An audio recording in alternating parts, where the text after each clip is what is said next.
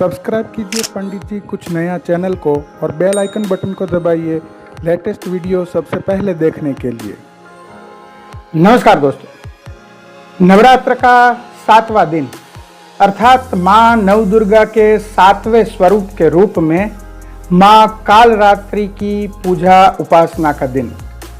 आज के एपिसोड में हम देखेंगे कि माँ कालरात्रि का स्वरूप कैसे धारण हुआ, उसके पीछे की कथा क्या है, उसको उपासना करने से किस प्रकार के फल की प्राप्ति होती है, ये सारी बातें होंगी आज के एपिसोड में।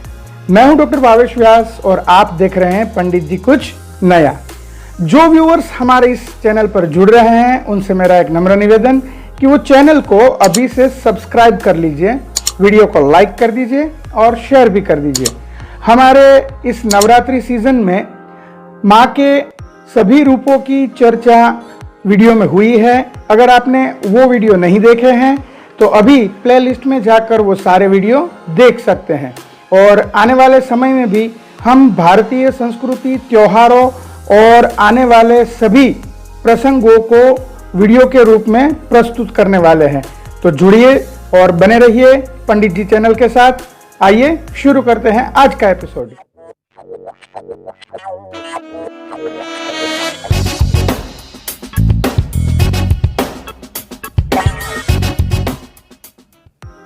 नवदुर्गा का 7वां रूप अर्थात माँ कालरात्रि। कालरात्रि देखने में गहरे काले रंग की आकृति है। माँ का स्वरूप घोर अंधकारमय है। गले में बिजली की माला पहनी हुई है। अपने चारों हाथों में एक अभय मुद्रा है, एक वरद मुद्रा है, एक में खड्ग है और एक में लोहे का शस्त्र है। माँ कालरात्रि का स्वरूप अत्यंत विकराल, भयावह और डरा देने वाला है, किंतु माँ का स्वभाव अत्यंत सरल, सौम्य और निर्भयता प्रदान करने वाला है। जो भक्त अपनी साधना में आगे बढ़ रहा है उनको माँ कालरात्रि का अनुष्ठान अवश्य करना चाहिए। पौराणिक कथा के अनुसार माँ का सौम्य रूप जब असुरों से लड़ रहा था तब माँ की सुंदरता के संदर्भ में असुरों ने अट्टहास्य किया था और माँ से शादी करने का प्रस्ताव तक रख दिया था। इन बातों से क्रुद्ध होकर माँ ने विकराल स्वरूप माँ कालरात्रि का रूप धारण किया है। रक्तबीज नाम का एक असुर था। उस असुर की विशेषता यह थी कि उसकी लहू की बूंद जहां पर भी गिरे वहां से उसके जैसा एक दूसरा असुर उत्पन्न हो जाता था। तो उस असुर से त्रस्त सभी देवताओं ने भगवान विष्णु, ब्रह्मा और भगवान शिव से प्रार्थना की। तो भगवान शिव ने माँ को आह्वान किया कि रक्त बीज का वध करे। तब माँ ने समग्र संसार से शक्ति एकत्रित की और स्वयं को युद्ध में असुरों के साथ प्रस्तुत किया। माँ ने रक्त बीज के साथ घोर भयंकर युद्ध किया। जहां जहां पर भी असुरों का नाश होता गया वहां पर माँ ने अपने खप्पर में, खप्पर अर्थात एक पात्र होता है, सभी राक्षसों का लहू एकत्रित किया। रक्त बीज का वध करते वक्त भी उन्होंने खप्पर नीचे रखा और रक्त बीज का जो भी रक्त गिरा वो नीचे जमीन पर नहीं गिरने दिया ताकि दूसरा असुर उत्पन्न न हो। तो माँ ने इस प्रकार से रक्त बीज का वध किया और देवताओं और मनुष्य जाति को इन असुरों से मुक्ति दिलाई।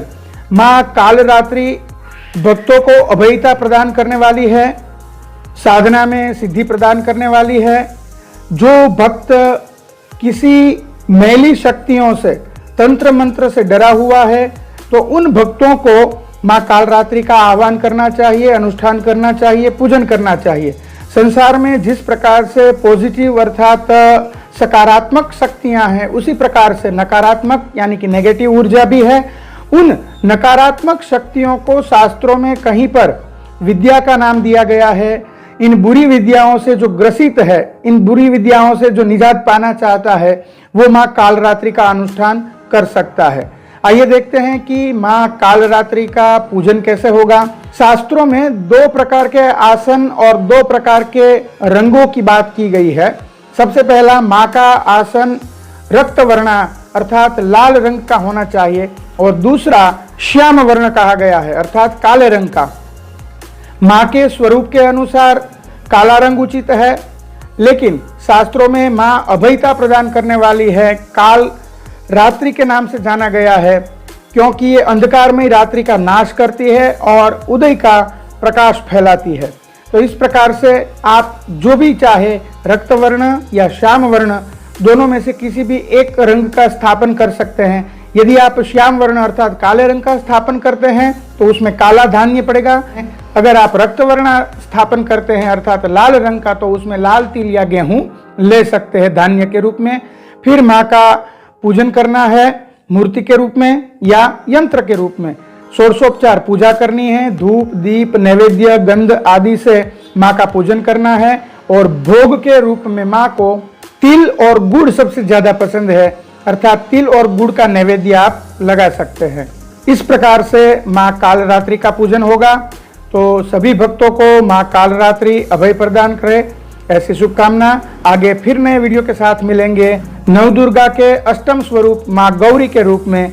और जो व्यूअर्स हमें कुछ पूछना चाहते हैं, उनकी कोई समस्या है या कोई सुझाव देना चाहते हैं तो नीचे कमेंट बॉक्स में आप पूछ सकते हैं, मैं आपको उत्तर अवश्य दूंगा। तो कल फिर मिलेंगे, धन्यवाद।